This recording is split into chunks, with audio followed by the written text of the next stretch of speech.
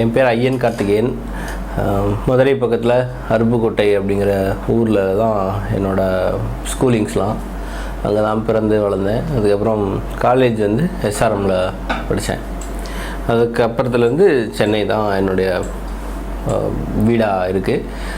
பத்திரிகை, அப்புறம் குறும்படங்கள், அதுதான் என்னுடைய அடையாளம்.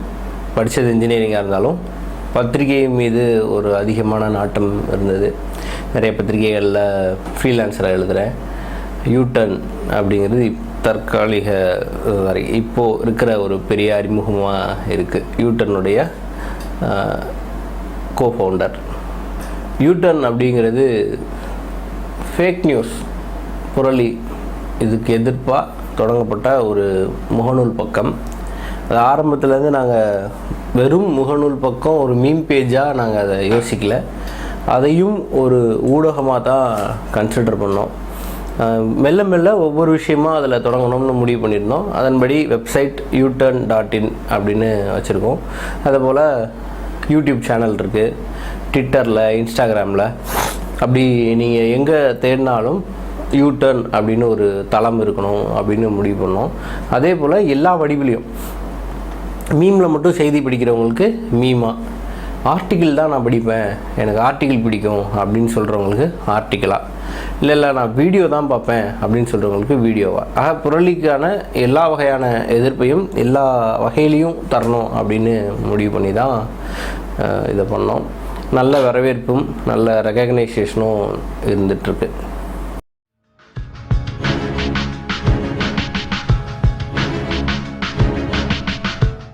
யூட்டர்ன் வந்து என்னுடைய ஃபுல் டைம்ங்கிறது கிடையாது. நான் பேசிக்காக பார்த்திங்கன்னா நான் சாஃப்ட்வேர்ஸ்லாம் பண்ணிகிட்ருக்கேன். ப்ளஸ் நிறைய ஆவணப்படங்கள் எடுக்கிறது அது மாதிரி இருக்கேன். பிரெட் வின்னராக நான் யூட்டர்னை பார்க்க முடியாது, அது எனக்கு தெரியும். அதனால் அதுக்கான பேரலாக விஷயங்கள்லாம் நான் பண்ணிகிட்டே தான் இருந்தேன். அப்புறம் இன்னொரு சேனலில் நியூஸ் கரஸ்பாண்டண்ட்டாக இருக்கேன். அது மாதிரி என்னுடைய வருமானங்களை யூட்டர்னோட கன்ஃபியூஸ் பண்ணிக்க முடியாதுங்கிறது எனக்கு தெரியும். ஏன்னா இப்போதைக்கு இதில் வருமானம் மிகப்பெரிய வருமானமாக வர்றதுக்கான வாய்ப்புகள் குறைவு. அதனால் எனக்கு வருமானம்ங்கிறது இதை வச்சு எதிர்பார்த்து இல்லை. ஓடிட்டே இருப்பேன்.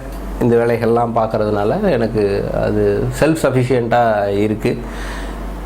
யூட்டர்ன் அப்படிங்கிறதுக்கு பெரிய கோடியெலாம் சம்பாதிச்சு பெரிய மாபெரும் பணக்காரர்களாகிறதுக்கான திட்டம் அதில் மிக குறைவு. இதில் நாங்கள் ஒரு 4 பேரை வேலைக்கு போட்டு அந்த 4 பேருக்கு சம்பளம், எங்களுக்கு ஒரு டீசெண்டான வருமானம் இருந்தால் கூட போதும். ஏன்னா இந்த காலத்தில் படிக்கிறது, அறிவு வர்றதுங்கிறதே ஒரு பெரிய விஷயமா இருந்துக்கிட்டு இருந்தது. நம்ம அப்பா அம்மா காலத்தில் எல்லாருக்கும் எஜுகேஷன் வந்துருச்சு, ஆனால் கிடையாது. இன்றைக்கி ஓரளவுக்கு நெருக்கமாக எல்லாருமே படிக்கிறாங்க.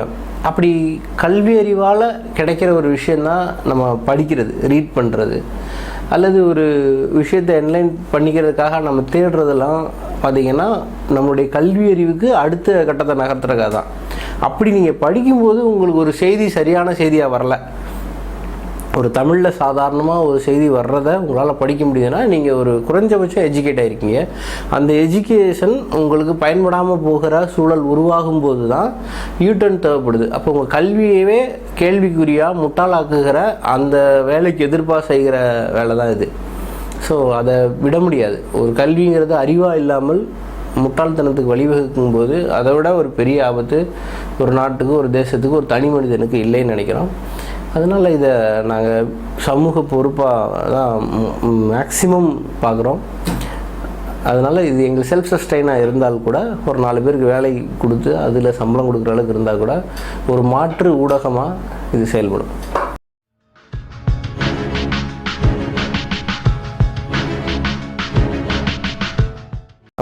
மக்களுடைய பார்வைக்கும் ரியாலிட்டிக்குமான வேறுபாடு ரொம்ப அதிகம்.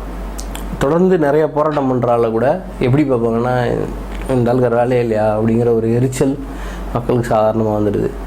மக்களுக்கு ஒரு ஹீரோவை அறிமுகப்படுத்துறதுக்கு ஆனால் ஸ்ட்ராட்டஜிஸ், பிளான்ஸ் எல்லாம் எப்படி இருக்கும் அப்படிங்கிறது ஒரு கார்ப்பரேட் நிறுவனத்தால் மட்டும்தான் கணிக்க முடிகிற சூழல். ஸோ அந்த மாதிரியான ஒரு சூழல் இருக்கிறதுனால ஒரு ஹீரோவை நீங்கள் ஹீரோ தான் அப்படின்னு மக்களுக்கு ப்ரூவ் பண்ணுறதே ரொம்ப கஷ்டம். நிறைய போராட்டம் பண்ணுற ஒரு ஆள், தேர்தல் அரசியல்லையும் இருக்கிற ஒரு ஆளாக பார்த்தீங்கன்னா திரு நல்லக்கண்ணு ஐயாவை சொல்லலாம். அவர் நம்ம இன்னும் சிஎம்ஏ ஆக்கலை. ஆனால் தொடர்ந்து நம்ம ஒரு கேள்வியை கேட்டுக்கிட்டே இருக்கோம், நமக்கு ஒரு தகுதியான ஆள் இல்லை, அதனால் நாங்கள் அவங்கள சிஎம் ஆக்கலன்ட்டு. சங்கரையான்னு ஒருத்தர் இருக்கார், எத்தனை பேருக்கு தெரியும்னு தெரியல. இவங்கெல்லாம் வந்து தனி மனித வாழ்விலையும் மிக ஒழுக்கமாக, அதுக்கப்புறம் இது அரசியல் சம்மந்தப்பட்டும் ரொம்ப க்ளீன் ஹேண்ட்ஸாக காட்டிக்கிட்ட இருக்கிற ஒரு ஆட்கள். அவங்க 2 பேருக்குமே வயசு பார்த்தீங்கன்னா கிட்டத்தட்ட 90க்கு மேலே. அத்தனை வருஷமாக அவங்கள வந்து நம்ம கிரீடமே சுமத்தாமல் வச்சுக்கிட்டு இன்னும் நமக்கு சரியான ஆள் கிடைக்கலன்னு யாரை போய் தேடுறோங்கிறதே ஒரு கேள்வியாக இருக்குது. ஸோ இதுதான் ஒரு பெரிய விஷயம். அந்த கட்சி கொள்கைங்கிறதெல்லாம் தாண்டி ஒரு தனி மனிதன் நல்லா இருக்கிறாரு, அவர் சரியான நபராக ஊழலற்ற நபராக இருக்காருங்கிறப்போ அவரையும் நம்ம பயன்படுத்திக்கல. அதுதான் இங்கே இருக்கிற பிரச்சனையாக நினைக்கிறேன்.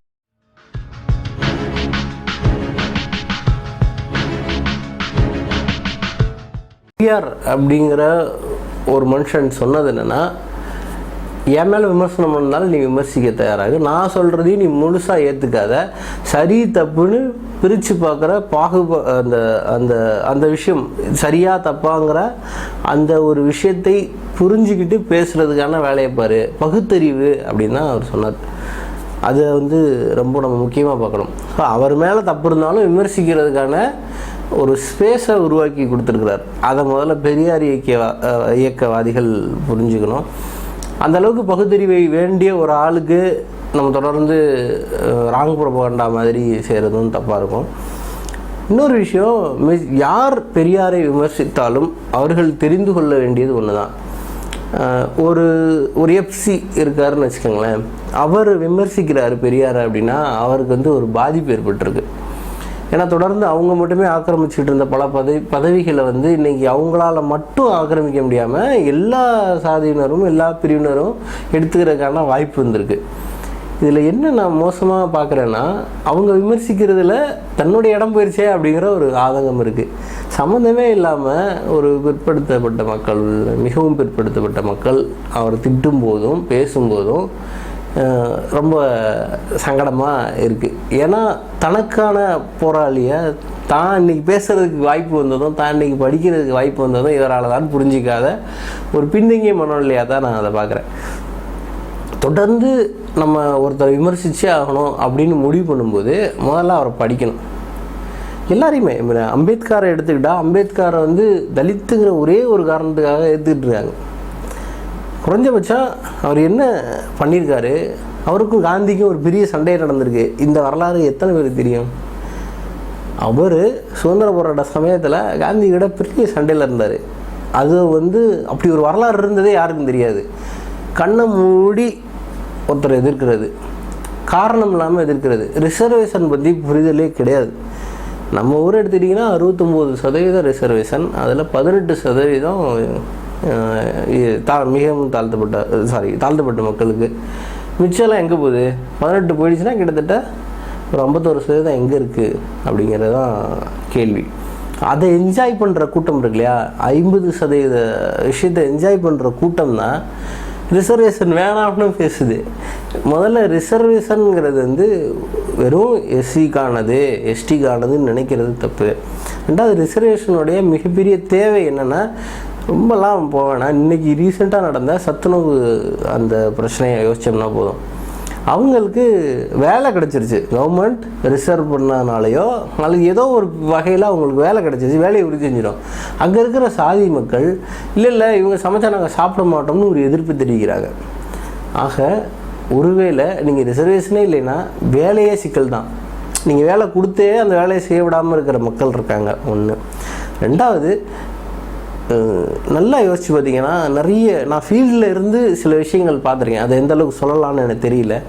எனக்குமே இந்த மாதிரியான சிந்தனைகள்லாம் இருந்திருக்கு. என்னடா இவங்க மட்டும் என்ஜாய் பண்ணுறாங்களோ, படித்தவங்க வேலை கிடைக்கல, இப்படிலாம் நானும் குறுகிய மனப்பான்மையோடு இருந்தேன்.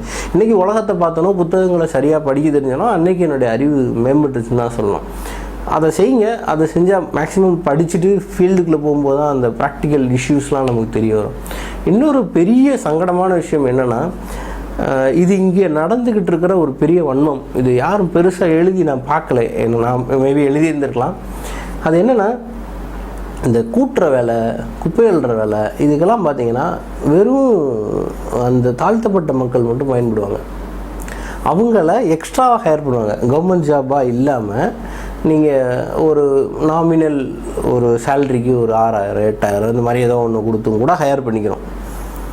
ஆனால் அதே வேலைங்கிறது வெறும் தாழ்த்தப்பட்டவர்களுக்கான வேலை இல்லை, கவர்மெண்ட் வேலையாக அது பிற பிரிவினருக்கும் உண்டு. பிசிக்கும் இருக்கும், எம்பிசி இருக்கும். அந்த வேலையை வாங்குகிற மனிதர் அந்த வேலையை செய்ய மாட்டார். ப்ராக்டிக்கலாக இது வெளியில் தெரியல. அந்த வேலையை ஒருத்தர் துப்புரவு பணியாளர் அப்படின்னு வாங்கிப்பார், அதில் வர்ற பணத்தை என்ஜாய் பண்ணிப்பார். ஆனால் அவர் அந்த வேலையை செய்ய மாட்டார். அந்த ஆஃபீஸில் ஒரு ஓஏவாக இருப்பார், சும்மா ஏதாவது எடுத்து கொடுக்குற மாதிரியான வேலைகள் இல்லை. அவர் டிரைவிங் தெரியும்னா அந்த குப்பை வண்டியை ஓட்டுவார். எக்காரணம் கொண்டும் குப்பை அள்ள மாட்டார். பிற சாதியினர் குப்பை அள்ள தயங்குகிறார்கள், ஆனால் அந்த வேலை அவர்களுக்கு தேவைப்படுது.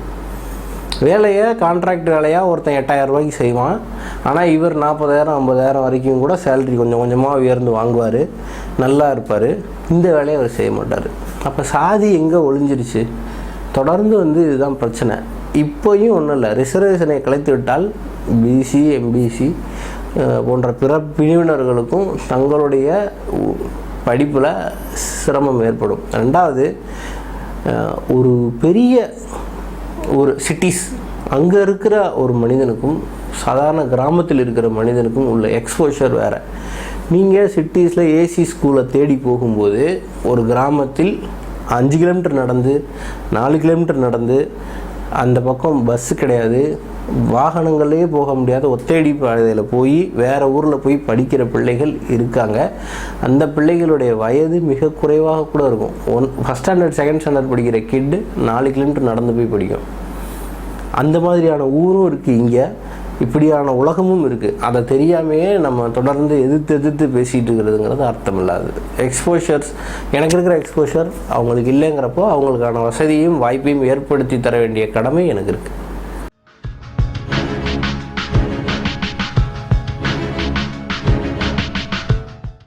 ஜாதி ஒழிப்பு தேவையா அப்படின்னா நிச்சயமாக தேவை தான். ஏன்னா எப்போ ஒரு மனுஷன் பார்த்திங்கன்னா தொடர்ந்து எல்லாருமே ஜாதி பெருமை பேசுகிறோமோ அப்போவே என் ஜாதி தான் பெருசுன்னு பேசுகிறோம். நல்லா கவனித்து பார்த்தா இது எல்லா ஜாதியும் செய்யுது. A to Z எல்லா ஜாதியும் தன் ஜாதி பெருமை பேசுது. ஜாதி பெருமை பேசுகிற ஒவ்வொரு ஜாதியினரும் ஒரே ஒரு மன்னரை தூக்கி பிடிப்பான், இல்லை 2-3 மன்னர் பிடிப்பான். எனக்கு என்ன டவுட்டுனா, இந்த ஒருத்தன் மட்டும்தான் உன் ஜாதியில் மன்னராக இருந்திருக்கான், மிச்சம் எல்லாரும் அன்னைக்கும் அடிமையாக தான் இருந்திருக்கான். அந்த மன்னருக்கு பெருமை இருந்திருக்கும். இந்த மன்னரை பார்க்கும்போது உன் சாதிக்காரன் போயிருந்தாலும் உன் தாத்தன் பாட்டம் போயிருந்தாலும் அந்த பரம்பரையிலேருந்து வராதவன் கையை கட்டி தான் நின்றுருப்பான். நீ அந்த மன்னனின் அடிமை. உனக்கும் ஆண்ட பரம்பரைன்னு சொல்கிற பெருமை கிடையாதுங்கிறத தயவு செஞ்சு புரிஞ்சுக்கணும். எல்லாரும் மன்னர்கள் கிடையாது. ஒவ்வொரு ஜாதியிலையும் ஒரு 4 பேர் இருந்திருப்பான். அந்த 4 பேர் மட்டும்தான் மன்னர். அதை முதல்ல தெளிவாக புரிஞ்சுக்கங்க. அதே போல் மன்னர்களுக்கு ஜாதி கிடையாது. பல விஷயங்கள் படித்து பார்த்தீங்கன்னா உங்களுடைய நீங்கள் எந்த மன்னரை கொண்டாடுறீங்களோ அவர் என்ன பண்ணுவார்னா, பக்கத்தூரில் ஒரு பிரச்சனையாகுதுன்னா வேறு ஜாதி பொண்ணாக இருந்தால் கல்யாணம் பண்ணி கூப்பிட்டு வந்துடுவார். அப்படி கல்யாணம் பண்ணி கூட்டுறதுனால பிரச்சனை வராது, அவங்க சப்போர்ட் இருக்குங்கிற ஒரு எண்ணம் இருக்கும். ஸோ இப்படி நிறைய விஷயங்கள் இருக்குது. ஒரே ஒரு மன்னரை வச்சு தொடர்ந்து ஜாதி பெருமை பேசும்போது இன்னொரு ஜாதியை நீங்கள் குறை சொல்கிறீங்க. எல்லா ஜாதியிலையும் நான் ஆண்ட பரம்பரைன்னு இருக்கீங்க. அப்போ இந்த ஊரில் யார் வேலை செஞ்ச பரம்பரைன்னு ஒன்றும் தெரியல. எல்லா மன்னர்களும் புனிதர்களா? தப்பே செஞ்சுருக்க மாட்டானா? மன்னர் பூரா ஏகேபேடாக தான் இருந்திருப்பான் பாதி பேர். எல்லா மன்னரும் சொல்ல முடியாது, ஆனால் எல்லா மன்னர்லேயும் தன்னுடைய எப்படின்னா ஒரு ஹிட்லர் மாதிரியான டைப்பாக நான் சொன்னது கேளுன்றது இருந்திருப்பான். எந்த பெண்ணையும் கவர்ற பழக்கம் இருந்திருக்கும், தூக்கிட்டு போகிற பழக்கம் இருந்திருக்கும். எப்படி மன்னர்னாவே புனிதர்னு சொல்ல முடியும்? சுதந்திர போராட்டத்தில் கலந்துக்கிட்ட மன்னர்கள் மட்டும் உங்களுக்கு தெரியும். ஜமீன்தார்களாக சேட்டை பண்ண ஜமீன்தார்கள் இல்லையா? எத்தனை அயோக்கியத்தனம் பண்ணியிருப்பான். அவன் மன்னருங்கிறது மட்டும் பெருமைன்னு சொல்ல முடியாது. வெளியூருக்கு போய் அந்த ஊரை ஜெயிச்சுட்டா அவன் பெரிய நல்லா கிடையாது. அந்த ஊரில் இருக்கிற பெண்கள் பாலியல் பலாத்காரம் செய்யப்பட்டிருப்பார்கள், சொத்துக்கள் சூறையாடப்பட்டிருக்கும், அப்பாவிகள் கொல்லப்பட்டிருப்பார்கள். அப்போ வெறும் மன்னருங்கிறது ஒன்றும் பெருமை இல்லை இல்லையா? ஆள்பவனுக்கும் அங்கே மக்களை வாழ வைப்பவனுக்குமான வித்தியாசம் இருக்குது. சீஃப் மினிஸ்டர்ஸ் எல்லாமே அது பெரிய பதவி, நல்ல பதவின்னு நம்ம சொல்ல முடியாது. ஊரை கொள்ளையடிக்கிற சீஃப் மினிஸ்டர் வச்சு என்ன செய்ய முடியும்? நியாயம் செய்யாத ஆளை வச்சு ஐயோ எங்கள் ஆள் சிஎம் ஆகிட்டார்னா இருந்துட்டு போகிறாரு, நாட்டை எடுத்துக்கிட்டு இருக்காரு அப்படின்ற கேள்வி தானே அடுத்து வரும். அதையும் நம்ம யோசிக்கணும். அதனால் ஜாதி ஒழிப்பு தேவை. எப்படி சாத்தியமாகும்னா, இப்போவே நிறைய லவ் மேரேஜஸ் நடக்க ஆரம்பிச்சிருச்சு. அதுலேயே ஓரளவுக்கு ஜாதி கன்ஃபியூஷன் ஸ்டேஜில் இருக்குது. மேபி இன்னும் ஒரு 100 ஆண்டுகளுக்கு பிறகு வந்து முற்றிலுமாக இருக்கிறதுக்கான வாய்ப்பே இருக்காது. இவன் என்ன ஜாதின்னு இவனுக்கே கன்ஃபியூஸ் ஆகிரும்ன்ற சூழல் வந்துடும் அப்படின்னு நான் நினைக்கிறேன். அதுதான் மேபி ஜாதி ஒழிப்பு சாத்தியப்படுத்தும்.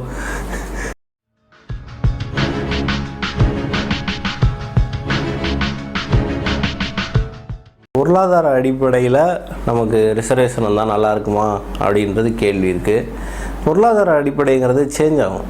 நான் இன்றைக்கி பணக்காரனாக இருப்பேன், நாளைக்கு ஏழை ஆகிடுவேன். திரும்ப என்னுடைய பையன் வந்து பெரிய பணக்காரனாகலாம், என்னுடைய பேரன் வந்து அதை விட பெரிய பணக்காரனாகலாம். அதுக்கு அடுத்த ஜென்ரேஷனுக்கு வந்து இந்த கிளை பிரிவில் 4 பிள்ளைங்க இருக்கும்போது ஒரு பிள்ளை ஏழை ஆயிரும், ஒரு பிள்ளை பணக்காரன் ஆகிடும். இப்படியான விஷயங்கள்லாம் இருக்குது. இது தனி மனிதனுடைய உழைப்பு சார்ந்து, வேலை சார்ந்து, படிப்பு சார்ந்து அமைஞ்சிடும். ஆனால் ஜாதிங்கிறது நம்ம அந்தாலும் எப்படி இருந்தாலும் அப்படி தான் பார்ப்போம். அது ஒரு ஐஏஎஸ் ஆஃபீஸர் ஆகிட்டா கூட இருந்தாலுங்க அப்படின்னு பேசுகிறோம். இன்றைக்கும் ஒரு பிள்ளை ஜெயிச்சிருச்சு, ஒருத்தர் கோல்டு மெடல் வாங்கிருச்சுன்னா கூகுளில் போய் அந்த பிள்ளை பேர் அடிச்சிங்கன்னா கேஸ்ட்னு வருது. அந்த நேம் போட்டு பக்கத்தில் கேஸ்ட்னு வருது. அதிகமாக கேஸ்ட்டு சர்ச் பண்ணிகிட்ருக்கோம். அந்த பிள்ளை எந்த ஜாதின்னு பார்த்துட்டு தான் அந்த பிள்ளையவே கொண்டாடுற சூழ்நிலை இருக்குது. இந்தியாவுக்கு கோல்டு மெடல் வாங்கினாலும் சரி, தமிழகத்துக்கு வாங்கி கொடுத்தாலும் சரி, அது மாற்றுத்திறனாலும் சரி, எப்படி இருந்தாலும் சரி, என்ன ஜாதி, அந்த ஜாதியுடைய பின்புலத்தை தெரிஞ்சுக்கிறதுல இருக்கிற அந்த ஹேஸ்ட் அப்படின்னு ஒன்று இருக்குது. அந்த பிள்ளை பூவரா அப்படிங்கிறத நம்ம தெரிஞ்சுக்கிறத விட ஜாதியை தெரிஞ்சுக்கிறதுல நமக்கு அதீத ஆர்வம் இருக்குது. இது இருக்கிற வரைக்கும் நீங்கள் ஜாதி அடிப்படையில் ஒருத்தர் ஒதுக்குறீங்க அப்படிங்கிற ஒரு விஷயம் தொடர்ந்து இருக்குது. ஒருத்தர் இந்த ஜாதிக்காரர் அப்படிங்கிறக்காக அவருக்கு வேலை கொடுக்க மாட்டோம், இந்த ஜாதிக்காரர் அப்படிங்கிறக்காக வீடு கொடுக்க மாட்டோம். தொடர்ந்து இங்கே ஒரு போய் திணிக்கப்பட்டுட்டே இருக்குது. இங்கே ஜாதி யாரும் பார்க்குறலன்னு. சென்னையில் இருக்கேன் நான். சென்னையில் வீடு பார்க்க நீங்கள் யாராவது போகிறீங்களான்னு எனக்கு தெரியல. போய் பாருங்கள், பிராமின்ஸ் ஒன்லின்னு போட்டிருக்கும், வெஜிடேரியன் ஒன்லின்னு பாலிஷாக இருக்கும். ஃபோன் பண்ணவுடனே அவர் அப்படியே சுற்றி கேட்பார் என்ன கேஸ்ட்டுங்கிறத. இந்த சில வீடுகள் பூட்டியே இருக்குது. ஓப்பனாக சொல்லுவாங்க, நாங்கள் 2 இயர்ஸாக பூட்டியே வச்சுருக்கோம், since we didn't get Brahmins அப்படின்னு ஓப்பனாக சொல்லுவாங்க. வெஜிடேரியன் கிடைக்காதனால என்னுடைய வீடை நான் மூடி வச்சுருக்கிறேன்னு சொல்லுவாங்க. எனக்கு இந்த ஜாதி கிடைக்கிறதுனால எனக்கு பூட்டி வச்சுருக்கேன்னு சொல்லுவாங்க. கிறிஸ்டின்ஸ் ஒன்லி போர்டு இருக்கும். இதுதான் இந்த ஜாதி கட்டமைப்பை பார்க்குதே தவிர, ஃபஸ்ட்டு நீங்கள் வாடகை கொடுத்துருக்கீங்களான்னு ஒருத்தரும் கேட்டு நான் பார்த்ததில்ல. உங்களால் வாடகை கொடுக்க முடியுமா, அதுதான் நான் ஃபஸ்ட்டு அதை கேட்டு நான் பார்த்ததில்ல. இந்த விஷயம் நிறையா இருக்குது. ஸோ பொருளாதார அடிப்படை அப்படிங்கிறது ஒரு தனி மனிதனை சார்ந்திருக்கிறதும், ஜாதிங்கிறது சமூகத்தை சார்ந்திருக்கிறதும் தான் பெரிய பிரச்சனையாக இருக்குது. நீங்கள் ஜாதியை சொல்லித்தான் ஒருத்தனுக்கு வாய்ப்புகளை மறுக்கிறீங்க. அவனுடைய பொருளாதாரத்தை தாண்டி ஃபஸ்ட் நீங்கள் ஜாதியை சொல்லி நிறையா மறுக்கிறோம். பணம் இருந்தால் மரியாதை வந்துடுது அப்படின்றத தாண்டி என்ன மேலே வந்தாலும் இந்த ஜாதிக்காரன் வரக்கூடாது, இந்த ஜாதிக்காரனுக்கு இந்த குணம் தான், இவனுக்கு இந்த கேரக்டர் இருக்கும்னு முடிவு பண்ணுறது தான் பெரிய ஆபத்தாக இருக்குது. ஒரு ஜாதி வச்சுக்கோங்க, அந்த ஜாதி ஒரு முரட்டு ஜாதின்னு ஊருக்குள்ளே சொல்லப்படுது அப்படின்னா அவருக்கு வேலை கொடுக்க மாட்டீங்க. அந்த ஜாதியை பார்த்து இந்த ஜாதிக்காரனுக்கு இங்கே வேலை கொடுத்தோன்னா முரட்டு பையன், இவனுங்க அடிச்சிடுவானுங்க, வெட்டிடுவானுங்க அப்படின்னு ஒதுக்குதல் தொடங்கும். ஸோ இப்படி ஜாதி பேஸ்டாக ஒரு கேரக்டரை முடிவு பண்ணுறதுங்கிறது தொடர்ந்து தப்பாக போகும். ஒரு கருவறைக்குள் சேட்டை செய்கிற பிராமணியும் நம்ம பார்த்துருக்கோம்.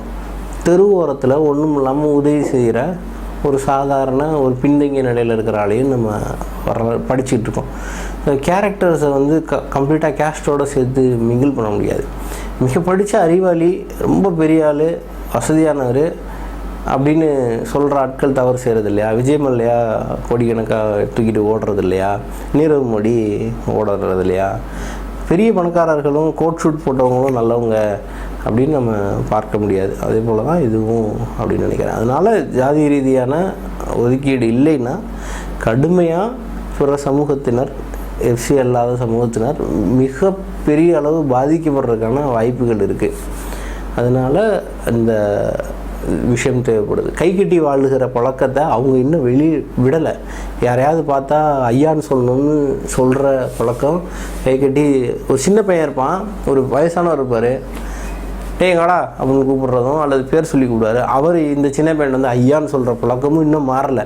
அதை மாற்றவே கூடாதுன்னு நினைக்கிற சிஸ்டம் எப்படி சரியாக இருக்கும்? இது பல படிநிலைகளில் இருக்குது. இந்த இன்னும் தாழ்த்தப்பட்ட மக்களாக சொல்லப்படுறதுலையே ஒரு 4-5 பிரிவு இருக்குன்னா அதுலேயும் ஹைரார்க்கி பார்க்குறது. இவரே தாழ்த்தப்பட்டவராக இருப்பார், அவரை இன்னொருத்தர் தாழ்த்தப்பட்டவர்னு கேவலமாக நடத்துவார், ஆனால் இவர் இன்னொருத்தரை கேவலமாக நடத்துவார். வாடா அப்படின்னு பேசுகிற அந்த பழக்கம் இருக்கு இல்லையா, இது எல்லா மனிதனுக்கும் இருக்குது. தாழ்த்தப்பட்ட மக்களுக்குள்ளேயும் பிரிவுகள் இருக்குது, அவர்களுக்குள்ளேயும் அந்த ஒடுக்குமுறை இருக்குது, இப்போ சிக்கல் இருக்குது. இதெல்லாம் மாறினா தான் அந்த விஷயத்தை நம்ம கொண்டு வர முடியும். அப்படி இல்லைன்னா மாற்றி மாற்றி அடிச்சுட்டு இருக்கோம். இவன் இந்த கீழே இருக்கிற கிளாஸில் இருக்கிற 5 பேர், அந்த 5 பேரில் இருக்கிற கீழ் மட்டத்தில் இருக்கவனை தொடர்ந்து குத்திக்கிட்டே இருப்பான். இந்த மேலே இருக்கிறவன் இதை செஞ்சுட்ருப்பான். இந்த மேலே இருக்கிறவனுக்கெல்லாம் இன்னொரு சிக்கல் இருக்குது. இவனுங்களுக்குள்ள ஹைராக்கியே தோணாது. இவன் நேராக அங்கே மட்டும்தான் அடிப்பான். இவன் தனித்தனியாக தன்னை பெரிய ஆளுன்னு சொல்லிக்கிறான். அதான் இந்த சத்துணவு விஷயத்தில் சொன்னதான், சாப்பாட்டுக்கு வழி இல்லை, பிள்ளைங்க அங்கே போய் தான் சாப்பிடுது, அவனுக்கு எதுக்கு ஜாதி அப்படிங்கிற கேள்வியை கேட்குற ஆட்கள் வரும்போதாவது இவங்களுக்கு அந்த அறிவு வரணும். எஃப்சின்னு எடுத்துக்கிட்டோம்னா சில உயர் ரக பிரிவுகள் இருக்காங்க. இவங்கெல்லாம் நீங்கள் சுதந்திர போராட்ட காலத்தில் பார்த்தீங்கன்னா அவங்களுடைய பங்கு என்னவாக இருந்திருக்குன்னு பார்க்கணும். பார்த்தீங்கன்னா மேக்ஸிமம் பார்த்தீங்கன்னா ஒரு ஜட்ஜாக இருந்திருப்பார், அல்லது ஒரு அரசு அதிகாரியாக இருந்திருப்பார். குறைஞ்சபட்சம் பார்த்தீங்கன்னா ஒரு ஆங்கிலேயர்கிட்ட ஒரு கிளார்க்காவது இருந்திருப்பார். அவங்க தாத்தா அப்படி இருந்தார். ஏன் தாத்தா என்ன பண்ணிக்கிட்டு இருந்தார்? விவசாயம் பண்ணிகிட்டு இருந்தார். பிரிட்டிஷ்காரன்ட்ட மிதி வாங்கி அவன்கிட்ட காசை கட்டிக்கிட்டு இருந்தார் வரியா. 2 பேருக்கு வித்தியாசம் இருக்குது. அவங்க அப்போ இருந்து என்ஜாய் பண்ணிட்டுருக்காங்க, நாங்கள் அப்போ இருந்து அடி வாங்கிட்டு இருக்கோம். வித்தியாசம் இல்லையா? உங்களுக்கு படிக்கிறத கல்வியை உங்களுக்கு கொடுத்து பல ஆண்டுகளாச்சு. நீங்கள் கல்வியில் பெரிய அளவில் இருந்திருக்கீங்க, அப்போ இருந்து அதிகாரத்திலே இருந்திருக்கீங்க. பல பிரிவினரும் அதிகாரத்திலே இருந்திருக்கீங்க. தொடர்ந்து கல்வி உங்களுக்கு கிடச்சிருக்கு, எதுவும் மறுக்கப்படலை. இங்கே அப்படி இல்லை. இன்னும் கிராமத்தில் இருக்கான், அவனுக்கு தெரியல எது சரி எது தப்புன்னு தெரில, யாருக்கு ஓட்டு போடணுன்னு தெரில, என்ன சுற்றி என்ன நடக்குதுன்னு தெரில. காலேஜ் தெரியாதுங்க. 12th முடித்த பையனுக்கு என்னென்ன காலேஜஸ் இருக்குதுன்னு கேட்டால் தெரியாது. நீங்கள் ஐஐடியில் எப்படி படிக்கலாம்னு சொல்லித்தர தெரிஞ்ச தகுதியானவர்கள். நீங்கள் ஃபாரினுக்கு எப்படி விசா அப்ளை பண்ணுறது, அங்கே ஜிஆர்இ எப்படி எழுதுறது, டோஃபல் எப்படி எழுதுறது, அதுக்கு எந்த கிளாஸில் சேரணும், 3வது ஸ்டாண்டர்டில் படிக்கும் போதே இதை சேர்ந்தால் தான் அங்கே போய் சேர்க்க முடியுங்கிறதெல்லாம் உங்களுக்கு தெரியும். எங்களுக்கு 12வதுக்கு அப்புறம் என்ன செய்யணும்னு தெரியாது. இதற்கான வேறுபாடு தான் பிரச்சனை. உங்களுக்கு எல்லா அடிப்படை விஷயங்களும் உங்களுக்கு கிடச்சிருச்சு. கிட்டத்தட்ட நீங்கள் அதிகமாக என்ஜாய் பண்ணிட்டீங்க. நான் அடி வாங்கி செஞ்சுக்கிட்டு இருந்ததை நீங்கள் பிரிட்டிஷ்காரன் பக்கத்தில் நின்றுட்டு இருந்தீங்க. சுதந்திர போராட்ட காலத்தில் வெறும் 2 லட்சம் பேர் தான் அதிதீவிரமாக சுதந்திர போராட்டத்துக்கு போராடினவங்க. மிச்சம் எல்லோரும் ஒன்று அடிமைப்பட்டு இருந்தான், இல்லை அவங்க கூட நின்னான். அதுதான் பெரிய பிரச்சனை. எங்களுக்கு அறிவு இல்லாமல் அவங்க கூட நின்னதுக்கும் நீங்கள் படிச்சுட்டு எஸ்கேபிசமில் நின்னதும் ஒரு சம இடையில பார்க்க முடியாது. வெகு சில ஆட்களை தவிர நிறைய பேர் சுதந்திர போராட்டத்திலே இருந்தாங்க. அன்றைக்கும் அவங்க எப்படியா இருந்தாங்கன்னா பத்திரிகையில் எழுதுறதுக்கான தகுதியுடையவர்களாக இருந்தாங்க. சுதந்திர போராட்டத்தை லீட் பண்ணுற இடத்துல இருந்தாங்க, மரியாதைக்குரிய இடத்துல இருந்தாங்க. இவன் பூரா தெருவில் விக்டிமாகவே இருந்தான். இவன் தனக்கு என்ன நடக்குதுன்னு தெரிஞ்சு போராடுறதுக்கான அறிவு கூட உங்களுக்கு மிக அதிகமாக இருந்திருக்கு. இவன் அடி வாங்குகிற இடத்துல இருந்தான். 2க்குமான வித்தியாசம் இருக்குது. இல்லை, இப்போ பழிவாங்கலுக்கு எதுவுமே கிடையாது. முதல்ல நான் சொன்னேன் என்னென்னா, உங்களுக்கு எல்லா அடிப்படை நீங்கள் ஒரு அறிவில் மேந்தங்கிய இடத்துக்கு போயிட்டீங்க. உங்கள் வீட்டில் ஒரு 100 பேர் அமெரிக்காவில் இருந்தால் என் வீட்டில் இப்போ தான் முதல்ல ஒருத்தன் அமெரிக்கா போகிறான். அப்போ இந்த 100 பேர் சேர்ந்து உங்கள் வீட்டில் இருக்கிற யாரை வேணால் தூக்கி விடலாம். அந்த 100 பேர் சேர்ந்து ஒருத்தனுக்கு உதவி செய்யலாம். இப்படி தான்டா படிக்கணும்னு சொல்லித்தரலாம். எங்கள் ஊரில் இப்போ தான் நாங்கள் படித்து பிஇ சீட்டு வாங்குறதுக்கான வேலையில் செஞ்சுக்கிட்டு இருக்கோம். பிஇனா என்னென்னு இப்போ தான் தெரியுது. என்னுடைய ஆன்செஸ்ட்ரல் நேட்டிவில் போய் பார்த்தீங்கன்னா படித்தவனே கிடையாது. இப்போ தான் ஒருத்தன் டிகிரி வாங்கிட்டு சுற்றிக்கிட்டு இருக்கான். அந்த விஷயங்கள்லாம் எங்களுக்கு இப்போ தான் நடக்குது. உங்களுக்கு ஏற்கனவே நீங்கள் எல்லாம் டெவலப் ஆகிட்டீங்க. இப்போ நான் வந்துட்டேன், என் தம்பியை நான் படிக்க வச்சுப்பேன், என்னோடய சித்தி பையனை நான் படிக்க வைப்பேன், என்னுடைய சித்தப்பா பையனை படிக்க வைப்பேன். அவனை எங்கே படிக்கணும் நான் சொல்லித்தர்றதுக்கான தகுதி இருக்குது. அதாவது நீங்கள் செய்கிறதுக்கு உங்கள் தாத்தா காலத்துலேருந்தே அறிவு இருக்குது. உங்கள் தாத்தா ஜட்ஜு, உங்கள் தாத்தா வக்கீல், எங்கள் தாத்தா விவசாயி. இதுதான் வித்தியாசம். அப்போ உங்களுக்கு உங்கள் ஃபேமிலி ரீதியாக, உங்கள் ரிலேட்டிவ் ரீதியாக, அல்லது உங்கள் அமைப்பு ரீதியாகவே ஒன்று என்கிட்ட இல்லைனாலும் இன்னொருத்தன் போய் கேட்பீங்க, இந்த மாமாட்ட கேட்டால் சொல்லுவாருன்னு சொல்கிறதுக்கு ஆள் இருந்துச்சு. எங்கள் மாமாவுக்கு ஒன்றும் தெரியாது. 2க்கு வித்தியாசம் இருக்குதுன்னு சொல்கிறேன். இன்னமும் ஒரு 50 ஆண்டுகளாவது ஆனால் தான் இந்த எங்கள் ஜென்ரேஷன் அடுத்த ஜென்ரேஷனை படிக்க வைக்கும், அடுத்த ஜென்ரேஷன் அடுத்த படிக்கணும்னு சூழ்நிலை இருக்குது. இதுக்கப்புறம் தான் வளர்ச்சிங்கிறது எங்கள் சைடில் வரும். நீங்கள் 300 ஆண்டுகளாக 400 ஆண்டுகளாக மேல்தட்டில் கும்பிடம் மட்டுமே வச்சுக்கிட்டு இருந்தோம். ஒரு பெரிய ஆளாக மட்டுமே, நீங்கள் ஒரு உயர்தட்ட ஆளாக மட்டுமே, மரியாதைக்குரிய மனிதராக மட்டுமே வாழ்ந்துட்டீங்க. உழைப்பாளிகளாக மட்டுமே நாங்கள் வாழ்ந்துட்டு இருந்தோம். இனிமேல் தான் நாங்கள் அந்த இடத்துக்கு வர்றவங்க ஒரு லேட்டாக தான் ஆகும். இதுக்கு நீங்கள் பல ஆண்டுகளாக முதலாளியாக இருந்ததுனால அதை பழிவாங்கல் நடவடிக்கை தயவு செஞ்சு எடுத்துக்கிறாமல், எங்கள் தாத்தா ஓவராக என்ஜாய் பண்ணிட்டாரு, கொஞ்சம் விட்டு கொடுப்போம்னு வெயிட் பண்ணுங்கள்.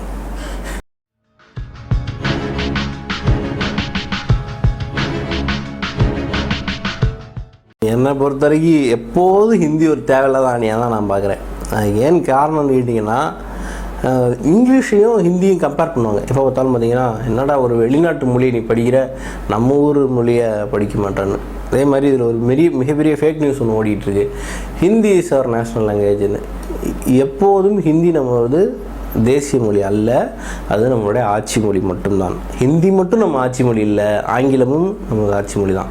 ஒவ்வொரு மாநிலத்துடைய மொழிகளும் அந்தந்த மாநிலத்துக்கு ஆட்சி மொழி. இதை முதல்ல புரிஞ்சுக்கணும். ரெண்டாவது, எனக்கு ஏன் ஹிந்தி தேவை? நான் நார்த் இந்தியாவில் போய் வாழ்கிறேன் அப்படின்னா ஹிந்தி தேவை. நான் ஏன் நார்த் இந்தியா போகிறேன்? எனக்கு போக தேவையில்லை, அப்போ எனக்கு தேவையில்லை. ஸோ நான் வெளிநாட்டு அந்த என்னென்ன வேலை வாய்ப்புகள் உருவாக்கிட்டு இருந்தீங்கன்னா அதெல்லாம் இன்றைக்கி பார்த்தீங்கன்னா ஐடி கம்பெனிஸாக வந்துருச்சு. ஹிந்திக்காரன் போனால் இங்கே இருக்கான். இங்கே இருக்கிற ஹிந்தி மட்டும் ஒரு பெரிய தகுதின்னு ஏற்படுத்துகிற ப்ரொஜெக்ஷன் இருக்குல்ல, அதுதான் பெரிய தப்பாக இருக்குது. பானிபூரி விற்கிறதும் இந்திக்காரர் தான் இருக்கார், டேபிள் துடைக்கிறதுக்கு இந்திக்காரர் தான் இருக்கார், ஒவ்வொரு கட்டடத்தில் வேலை பார்க்குறதுக்கு இந்திக்காரர் தான் இருக்கார். அந்த இந்திக்காரரை ஹிந்தி வாழ வைக்கலை, என்னையை வந்து புதுசாக அந்த மொழி வாழ வைக்க போதா? அதை நான் தெரிஞ்சுட்டு என்ன செய்ய போகிறேன் அப்படிங்கிறத என்னுடைய கேள்வியாக இருக்குது. ஒன்று. ரெண்டாவது, இங்கிலீஷ் அப்படிங்கிறது ஏன் அவசியம்னா, என்னுடைய கல்வியெலாம் இங்கிலீஷோட ஆதரை பேஸ் பண்ணியிருக்கு. ஒரு இன்ஜினியரிங் படிச்சிங்கன்னா ஒரு ஃபாரின் ஆதர் இங்கிலீஷில் புத்தகம் எழுதி வச்சுருக்காரு. ஒரு மெக்கானிக்கல் விஷயத்தையும், ஒரு ஐடி விஷயத்தையும், ஒரு கம்ப்யூட்டர் சயின்ஸையும், சிவில் இன்ஜினியரிங்கும் ஒரு ஆதர் இருந்தார்னா ஒரு ஆங்கிலத்தில் அந்த மொழியை, அந்த கல்வியை உருவாக்கி வச்சுருக்காரு. அது எனக்கு அவசியமாகுது. ஒரு டாக்டரை படிக்கணும்னா, மெடிசின் படிக்கணும்னா, மெடிசினுடைய சோர்ஸ் எல்லாமே ஒரு ஆங்கில வழியில் இருக்குது. அதை தான் நான் படிக்கணும். ஹிந்தியை படித்து நான் என்ன செய்ய போகிறேன்? அது என்னுடைய உயர்கல்விக்கு பயன்படுத்த போகிறது கிடையாது. எனக்கு அது தேவையில்லை. நான் நார்த் இந்தியாவுக்கு போகிறேன்னா அங்கே போய் கற்றுக்கிறேன், அல்லது அது எனக்கு ஒரு ப்ரைம் சசாரினா கற்றுக்கலாம். ஹிந்தி கற்றுக்கிற தப்பு அப்படின்னு கிடையாது. எனக்கு தேவைன்னா நான் கற்றுக்கிறேன். நீ அதை தூக்கி என் தலைமையில் உட்கார வச்சேன்னா அது எனக்கு தேவையில்லைன்றேன்.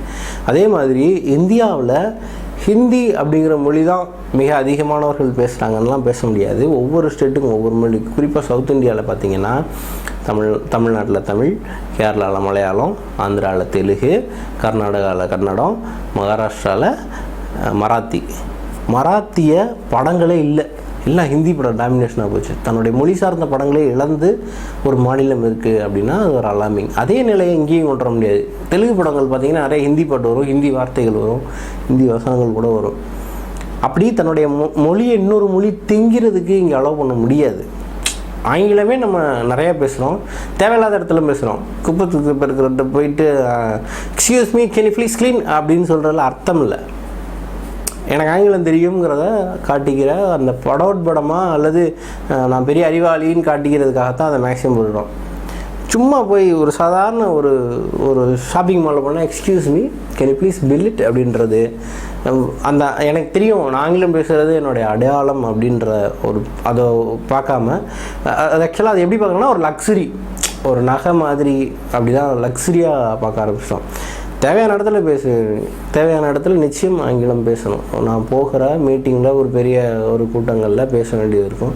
அடிப்படையாக தமிழில் இருக்கிறவனுக்கு அவனுக்கு முழிக்கிறவன்கிட்ட போய் நம்ம தன்னுடைய லக்ஸரியை காட்டிக்கிற மாதிரி தான். ஒரு 10 செயினை போட்டு எப்படி கல்யாணங்களில் போய் பந்தா பண்ணுறோமோ அது மாதிரி தான் மொழியும் மாறிக்கிட்டு இருக்கு. ஸோ இங்கிலீஷோடைய தேவை இருக்கிறதுனால அதை நம்ம ஆக்கிரமிக்கிறதுக்கு ஓரளவுக்கு அதை அலோவ் பண்ணுறோம். தேவையே இல்லாத இன்னொரு மொழியை விட்டு மொத்தமாக போகிறதுக்கு அலோவ் பண்ண வேண்டியது. தமிழில் இருக்கிற அத்தனை இலக்கியம் இலக்கணம்னு நமக்கு தெரியுமா? திருக்குறளை ஏதோ ஒரு வகையில் கட்டாயப்படுத்தினால 10 குறளாவது எங்கேயாவது கேட்டால் ஆமாண்டா அது குறள்னு சொல்ல தெரியுது. வேறு எது நமக்கு தெரியும்? பாரதியை படிச்சிட்டோமா? பாரதிதாசனை படிச்சிட்டோமா? நம்ம மொழி சார்ந்த இலக்கியத்தையும் இலக்கணத்தையும் வரலாறையும் நம்ம படித்து அதில் நம்ம என்ன கற்றுக்கிட்டோம்? சித்தர்களோட பாடல் தெரிஞ்சுக்கிட்டோமா?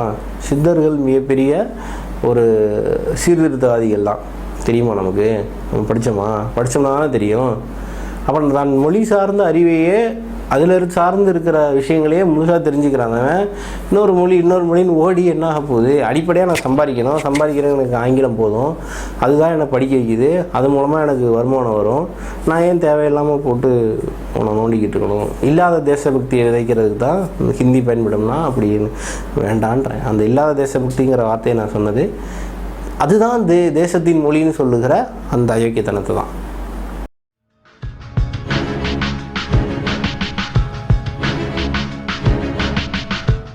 இங்கே என்னென்னா ஒரு விஷயத்தை எதிர்க்கிறதுங்கிறதுக்கு முன்னாடி நம்ம நிறையா தெரிஞ்சுக்கிட்டு தான் எதிர்க்கிறோம் அப்படின்னா பரவாயில்ல, மேம்போக்காக எதிர்க்கக்கூடாது. ஒவ்வொரு திட்டமும் ஒவ்வொரு வகையானது, அதற்கு பின்னாடி நடக்க போகிற விஷயங்கள் ஒவ்வொரு விதமான வேறுபாடான விஷயங்கள் இருக்கும். அதை பற்றி ஃபுல்லாக தெரியாமல் நம்ம பேசுகிறது முதல் பிரச்சனையாகுது. ரெண்டாவது, சாதாரண விஷயம் ஸ்டெர்லைட்டை மட்டும் எடுத்துக்கிறோம்.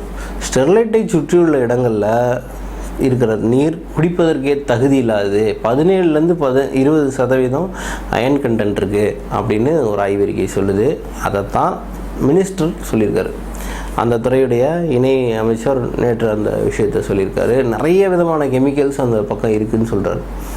ஒரே ஒரு இண்டஸ்ட்ரி, அந்த இண்டஸ்ட்ரியை சுற்றி இருக்கிற இடங்களில், சிப்காட் சுற்றி இருக்கிற இடங்களில், அந்த சிப்காட்டுங்கிற ஏரியாவில் இருக்கிற ஒரு சில இண்டஸ்ட்ரீஸோடைய ஒரு கழிவுகளால் மட்டும் ஒரு ஏரியாவை, நீரை மொத்தமாக மாசுபடுத்திடுச்சுன்னு ஒரு மினிஸ்டரால் அப்ரூவ்டாக சொல்ல முடியுது. ஆக நீங்கள் கொண்டு வந்த சிப்காட்டுங்கிறது அங்கே இண்டஸ்ட்ரீஸ் வரப்போகுதுன்னு உங்களுக்கு தெரியும். அதுக்காக ஒரு இடத்த எடுத்து நீங்கள் அனுமதிக்கிறீங்க. அதை சுற்றி மாசுபாடு ஏற்படாத வகையில் ஒரு திட்டம் அமைக்க முடியாமல் ஃபெயிலியர் ஆகிற அரசாங்கம் நிறைய திட்டங்களை நீங்கள் பாட்டுக்கு ஜாலியாக கொண்டு வரும்போது அந்த சேஃப்டி மெஷர்ஸை எப்படி நீங்கள் எடுத்துகிட்டு போகிறீங்கிறது கேள்வியாக இருக்குது. போபால் விஷவாயு தாக்குதல் நடந்தப்போ பலாயிரம் பேர் இறந்தாங்க. அதை பற்றி அவேர்னஸே இல்லை. அந்த ஆள் எஸ்கேப் ஆகிட்டான், நீங்கள் விட்டுட்டீங்க. இறந்தவனுக்கு என்ன நிவாரணம் கிடைச்சது? அதை ஒழுங்காக வாங்க முடிஞ்சதா? இல்லை அவருக்கு தண்டனை கிடைச்சதா? கிடையாது. இன்றைக்கி நொய்யல் ஆற்றில் அவ்வளவு மாசுபாடு, வெறும் நுரதாக இருக்குது. கெமிக்கல் வேஸ்ட் அவ்வளோ இருக்குது. சுற்றி விவசாயம் பார்க்க முடியல. அந்த நீர் வெளியில் வந்தால் மிகப்பெரிய பாதிப்பு வரும்னு அந்த நீரை திறக்காதீங்கன்னு மக்கள் கெஞ்சுற அளவுக்கு நிலை. இளநீரை வெட்டினா உள்ள க்ரீன் கலர்லேயும் ரெட் கலர்லேயும் வருது. நீங்கள் இண்டஸ்ட்ரீஸை தொடர்ந்து வேணும்ன்றீங்கன்னா அந்த இண்டஸ்ட்ரீஸோ அல்லது புதிய இந்த மாதிரியான அணு உலை மாதிரியான திட்டங்கள்லாம் வரட்டும், சந்தோஷம். சேஃப்டி மெஷர்ஸை ஒழுங்காக கண்டுபிடிக்கிற அளவுக்கு முடியுமா? இதையும் தாண்டி இயற்கை சீற்றம்னு ஒன்று வந்தால் யார் கண்ட்ரோல்லையும் கிடையாது. நீங்கள் இருக்கிற இண்டஸ்ட்ரிக்கு ப்ராப்பர் ஸ்டாண்டர்ட்ஸ் மாசு கட்டுப்பாட்டு வாரியத்தை வச்சு ஏற்படுத்தி அந்த ஸ்டாண்டர்ட்ஸை கடைபிடிக்காத பட்சத்தில் உடனடி நடவடிக்கை எடுக்கிறதுக்கே உங்களால் முடியலைன்னா இயற்கை சீற்றங்கள் வாரியான நேரங்களில் எதை வச்சு என்ன பண்ண முடியும்? ஒரு அசம்பாவிதம் நடந்ததுக்கப்புறம் அழுதோ கத்தியோ என்னடா அப்படி பண்ணிட்டீங்கன்னு பேசியோ அர்த்தம் இல்லை. ஸோ அப்படிங்கிறதான் இங்கே சிக்கலாக இருக்குது. தொடர்ந்து நீங்கள் இயற்கையை பூரா காலி பண்ணிவிட்டு ஒரு ஆற்றையே காலி பண்ணியாச்சு. ஒன்றும் கிடையாது. இன்றைக்கி இருக்கிற இந்த கூவம் ஆற்றில் இருக்கிற கழிவை நம்மளால் நீக்க முடியல. நம்ம கண் முன்னாடி நம்ம தாத்தா காலத்தில் இருந்த ஒரு ஆறு இன்றைக்கி அதில் எண்டோசல்ஃபான் வரைக்கும் இருக்குன்றாங்க. அதில் எந்த உயிரினமும் வாழ்வதற்கு தகுதி இல்லாத ஒரு இடமா கூவம் மாறி போச்சு. இப்படி எல்லா ஆறுகளிலும் கழிவு கழிவு கழிவு. குடிக்க தண்ணி இல்லை, நிலத்தடி நீரும் மாசுபடுது, சுவாசிக்கிற காற்றில் கடுமையான பொல்யூஷன். ஆக நீரும் இல்லாமல் நிலமும் இல்லாமல் சுவாசிக்கிறதுக்கான காற்றும் இல்லாமல் ஒரு மனித வாழ்வு எப்படி சாத்தியம்? இண்டஸ்ட்ரீஸுடைய ஸ்டாண்டர்ட்ஸை ப்ராப்பராக மெயின்டைன் பண்ணுவேன், அதனால் எந்த பொல்யூஷனும் வராது. அதில் வர்ற வெளியில் வர்ற எல்லா விதமான வேஸ்ட்டையும் ப்ராப்பராக மேனேஜ் பண்ணுறதுக்கான சிஸ்டத்தை போட்டு அதை நான் சரியாக இம்ப்ளிமெண்ட் பண்ணுவேங்கிற விஷயத்த உறுதி செய்ய மறுத்துக்கிட்டே லஞ்சத்துலேயும் அந்த இண்டஸ்ட்ரியோடைய லாபத்திலையும் மட்டும் குறியாக இருக்கிற அரசாங்கம் எதை கொண்டு வந்தாலும் மக்களுக்கு பயமாக தான் இருக்கும். ஆந்திராவில் கெயில் பைப்லைன்ஸ் போட்டாங்க, வெடித்து சிதறிச்சு. அங்கே நிறைய பேர் விவசாயிகள் இருந்தாங்க. விவசாய நிலத்துக்கு ஊடாக போட்டாங்க. இப்போ எதுவும் ஆகாதுன்னு சொல்லி அவனை மிரட்டி அடியில் லைன் போட்டுட்டு அங்கே செத்ததுக்கப்புறம் நீங்கள் கொடுக்குற எதுவுமே ஈடாகாது. ஒரு கணவனுக்கு மனைவி கிடைக்காது பணத்தால், ஒரு பிள்ளைக்கு அப்பா கிடைக்காது. இது மாதிரியான திட்டங்கள்னால லாபம் எடுத்த பெரும் முதலாளிகள் இங்கே எதுவும் செய்ய போகிறதில்ல. நீங்கள் சொல்கிற முதலாளிகள் எல்லாமே பணத்தை வாங்கிட்டு ஓடுற முதலாளியாக இருக்கானே தவிர இந்த ஊருக்கு செய்கிற முதலாளியாக இல்லை. திடீர்னு ஒரு கான்ட்ராக்டர்கிட்ட பல 100 கோடிகளை பிடிக்கிறீங்க. அந்த கான்ட்ராக்டர் எங்கே டிவியேட் ஆனார்? அவர் டிவியேட் ஆனதுனால என்னென்ன குறைபாடுகள் நடந்திருக்கும்? அவர் ஒரு ரோட் கான்ட்ராக்டர். அப்போ எத்தனை ஊரில் ரோடு சரியாக போட்டுக்க மாட்டார்? ஒரு சின்ன பள்ளத்தினால ஒருத்தன் விழுந்திருந்தால் கூட அந்த பாவம் அவரை சேர்ந்தது. அவர்கிட்ட காசு வாங்கின எல்லா அரசு ஊழியர்களையும் சார்ந்தது தான். அதை யோசிக்கணும். இதெல்லாம் நீங்கள் பண்ணிவிட்டு எல்லா பக்கமும் கடைசியில் இண்டஸ்ட்ரி எடுத்துருக்கிறவங்களாம் கெட்டவன் அப்படின்னு பேசுகிறது மட்டும்தான் பெரிய சிக்கலாக இருக்குது. ஒரு தேசத்தில் எல்லாமே தேவை. இண்டஸ்ட்ரி வேணும், தொழில் வளம் இருக்கணும், அப்போ தான் வேலை கிடைக்கும். சந்தோஷம், நிஜம்தான். தொடர்ந்து சூறையாடப்படுகிற இயற்கை வளங்களுக்கு மாற்றாக என்கிட்ட எதுவும் கிடையாது. அது ஒன்று. ரெண்டாவது, தமிழகத்தை பொறுத்த வரைக்கும் இதனால் வேலைவாய்ப்பு இழந்துச்சுன்னு சொல்கிற மாதிரியான கதை வேறு எதுவும் கிடையாது. ஏன்னா ஸ்டாட்டிஸ்டிக்ஸ் படி இந்தியாவிலேயே ஜிடிபி அதிகமாக செய்கிற மாநிலத்தில் 2வது இடத்துல தமிழகம் இருக்குது. தமிழகம் ஜிடிபியில் எப்போயுமே நல்லா ஸ்ட்ராங்காக இருக்கிற ஒரு மாநிலம்.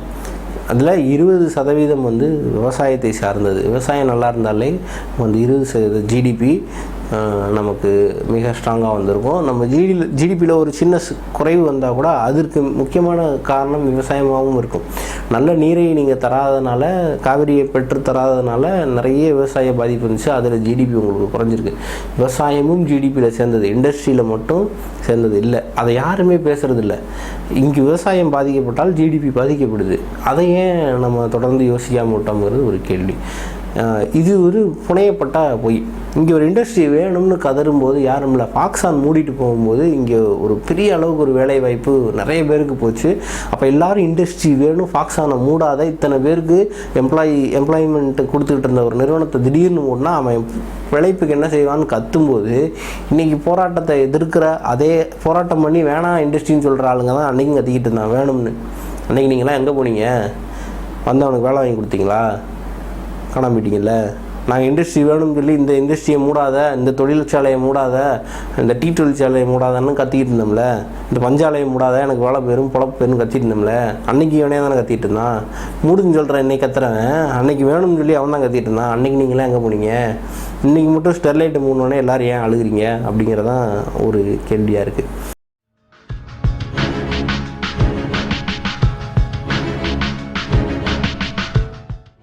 மாநில சுயாட்சி அப்படிங்கிறது மிக முக்கியமானது. ஏன்னா மாநிலத்துடைய பவர்ஸ் குறைஞ்சிக்கிட்டே இருக்கும்போது ஒரு தேசம் என்ன செய்யணும்னா, நம்ம ஒரு வீடியோ எடுத்துட்டிங்கன்னா ஒரு மூத்த அண்ணன் 1 லட்ச ரூபா சம்பாதிப்பார். கடைசி தம்பி வேலையை பார்க்க மாட்டாப்புல. அந்த வேலை பார்க்காத தம்பி போய் சாயந்தரம்னா ஜாலியாக இருந்துட்டு ஒரு தண்ணி அடிச்சுட்டு என்ஜாய் பண்ணிட்டு சினிமா போயிட்டு அப்படி ஊர் சுற்றிட்டே இருப்பாப்புல. அவருக்கு இந்த மூத்த அண்ணன் பாக்கெட்லேருந்து காசு எடுத்து கொடுத்துருவாங்க. அவரும் கொடுத்துக்கிட்டே இருப்பார். இவர் ஊதாரித்தனம் பண்ணுறதுக்கு மூத்தண்ணை செலவழிச்சிட்டு இருப்பார். அது மாதிரி தான் நம்மளுடைய நிலைமை இன்றைக்கி இருக்குது. இன்றைக்கி தமிழகத்துடைய கான்ட்ரிபியூஷனை நிறைய எடுத்து பிற மாநிலங்களுக்கு, ஒரு வளர்ச்சி இல்லாத மாநிலங்களுக்கு அதிகமாக செலவழிச்சிக்கிட்டு இருக்காங்க. அப்படிங்கிறப்ப தொடர்ந்து உதாரியே இல்லாமல் அந்த பையன் ஏதோ ஒரு வேலைக்கு போகிறாரு, பொழைச்சிக்கிறாருன்னு சொன்னால் பரவாயில்ல, அது முன்னேற்றது கொடுக்கலாம். ஆனால் அப்படி தான் இருப்பான், நீ ஒன்றிருந்து நான் வாங்கிக்கிறோம் அப்படின்றதே அது எவ்வளோ நாளைக்கு என்டர்டெயின் ஆகுங்கிறதா கேள்வியாக இருக்குது. மாநில சுயாட்சிங்கிறது பிரிவினைவாதம் இல்லை. மாநில சுயாட்சிங்கிறது மாநிலங்களின் உரிமையை பாதுகாக்கிறதுக்காக கேட்குறது. எல்லா வகையிலையும் பள்ளு போடுங்கன்னா ஒரு அரசாங்கத்தை வச்சு எதுவும் செய்ய முடியாது. ஜிஎஸ்டி போடுவீங்க, வரியெல்லாம் சென்ட்ரல் கவர்மெண்ட்டுடைய கட்டுப்பாட்டுக்கு போயிடுது. இந்த மாநிலத்தின் மொத்த வரியும் சென்ட்ரல் கவர்மெண்ட் கட்டுப்பாட்டுக்கு போயிடுது. நீட்டு போடுறீங்க, இந்த ஊரில் இருக்கிற சீட்டு மொத்தமும் சென்ட்ரல் கவர்மெண்ட்டுடைய கட்டுப்பாட்டுக்கு போயிடுது. இப்படி இந்த உதவி திட்டம் மாதிரியான மின் திட்டங்கள் கொண்டு வர்றது, இதெல்லாம் சென்ட்ரலைஸ் பண்ணுறாங்கல்ல. பவரை டீசென்ட்ரலைஸ் பண்ணாமல் எல்லாத்தையும் சென்ட்ரலைஸ் பண்ணும்போது எல்லா அதிகாரமும் மத்திய அரசுக்கும், எதுவுமே செய்ய முடியாத இடத்துல மாநில அரசும் இருக்கும்போது மாநில நலன்களும் உரிமைகளும் பறிபோகும். காவிரி நீரை பெற்றுத்தர்றதுக்கு கோர்ட்டு தீர்ப்பு கொடுத்தோம், ஒரு முடிவுக்கு நமக்கு தண்ணி வரல, வெள்ளம் வந்து தான் தரும் அப்படின்னா உங்களால் ப்ராப்பராக ஒரு லாவை இம்ப்ளிமெண்ட்டே பண்ண முடியாத சிக்கல்கள்லாம் இருக்கும்போது, தொடர்ந்து மாநில உரிமையை பறிச்சுக்கிட்டே இருக்கும்போது மாநிலத்துடைய தேவைகளை பூர்த்தியே செய்ய முடியாமல் ஒரு பள்ளப்படுங்கின அரசாங்கமாக, பள்ளப்படுங்கின பாம்பை போலவே உட்காந்து இருக்கிற அரசாங்கத்தை வச்சு எதுவும் செய்ய முடியாது.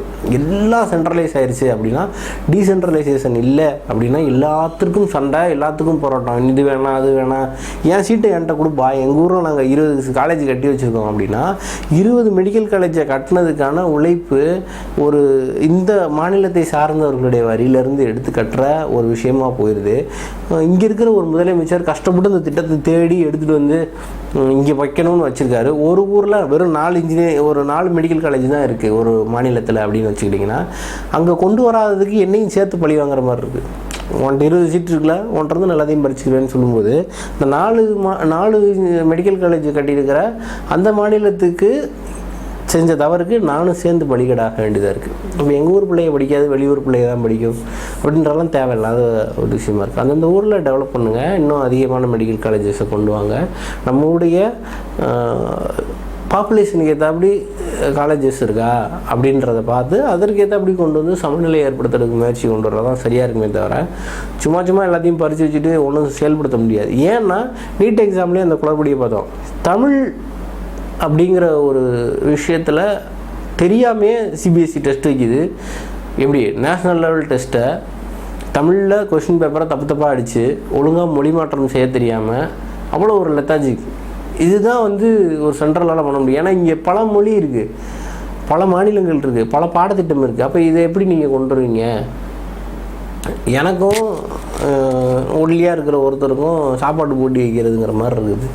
அந்த ஒல்லியாக இருக்கிறவரால் என்ன சாப்பிட முடியும், நான் சாப்பிட்றது என்ன சாப்பிட முடியுங்கிறது. எல்லாரையும் ஒரே மாதிரி ஒரே விதமான டெஸ்ட் வைக்கிறதுங்கிறதே சம்மந்தம் இல்லாமல் ஒரு சிலபஸ் இருக்கும்போது வைக்கிறது. இது மாதிரியான விஷயங்கள்லாம் வேறுபாடாகும் போது மாநிலம் தன்னுடைய உரிமையை தக்க வைக்காமல் பள்ள பிடுங்கி விடுறதுங்கிறது தொடர்ந்து தப்பு. தனித்தமிழ்நாடு அப்படிங்கிறது ப்ராக்டிக்கலாக பாசிபிளே இல்லை. அது முதல்ல. ரெண்டாவது, ஒரு தேசத்தின் ஒரு மாநிலமாக இருந்து நம்மளால் பல உரிமைகளை பெற முடியல. தனி நாடானா கர்நாடகாவில் தண்ணி வந்துடுமா? அது வாய்ப்பில்லாத ஒரு விஷயம். உச்சநீதிமன்றம் சொல்லியும் கேட்காதவங்ககிட்ட சண்டை போட்டு நம்ம எல்லா இடத்துலையும் பார்த்திங்கன்னா எல்லா பக்கமும் தண்ணி வாங்குகிற மாநிலமாக அப்படி ஒரு லாஸ்ட் பொசிஷனில் இருக்கிறோம். இங்கே போயிட்டு இது ஒரு ஒரு நாடாக இருக்கணும் அப்படின்னு சொல்கிறது ரெண்டு விதமாக பார்க்கலாம். ப்ராக்டிக்கலாக பாசிபிள் இல்லை. ஆனால் இந்தளவுக்கு ஃப்ரஸ்ட்ரேஷனை ஏன்டா தரீங்க அப்படின்னு இந்த அரசியல்வாதிகளும் யோசிக்கணும். ஒருத்தன் என்னை விட்றா, நான் தனியாக போகிறேன் அப்படின்னு கிளம்புற அளவுக்கு அவனை நீங்கள் எரிச்சல் படுத்துறீங்கல்ல, அதை யோசிங்க. இவனை இவ்வளோ எரிச்சலுக்கு உள்ளாக்குறோம், அவனை போட்டு படுத்தி போய் தொலைங்கடா அப்படின்ற அளவுக்கு அவனை அந்த கடைசி இடத்துக்கு தள்ளிட்டமேங்கிறது தான் இதில் ஆபத்துக்குரிய விஷயமாகவும் பரிதாபத்துக்குரிய விஷயமாகவும் இருக்கே தவிர பிரிவினைவாதிங்கிற அந்த இதை தாண்டி இப்படி ஒரு சான்ஸ் இருக்குங்கிறதையும் நம்ம யோசிக்கணும்.